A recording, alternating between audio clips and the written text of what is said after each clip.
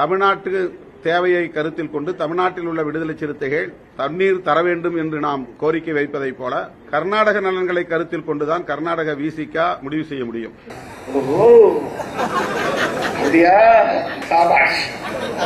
நீ சபைக்கு வந்தேதான் ஆகணும்.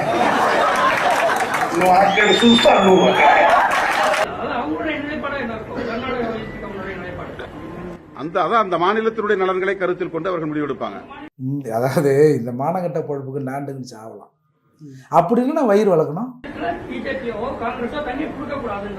அதுதாங்க விடுதலை சிறுத்தைகளும் அந்த மாதிரி அந்த மக்களுடைய நலன்களை கருத்தில் கொண்டு முடிவெடுப்பாங்க. அது முரண்பாடா இருந்தால் கூட அது பிரச்சனை அல்ல. எந்த கட்சியிலாம் ஒண்ணும் இல்ல, எவன் காசு கொடுத்து கூப்பிட்டாலும் போயிருவேன். காசு கொடுத்து எவன் கூப்பிட்டாலும் போவியா? நீ என்ன ஐட்டமா?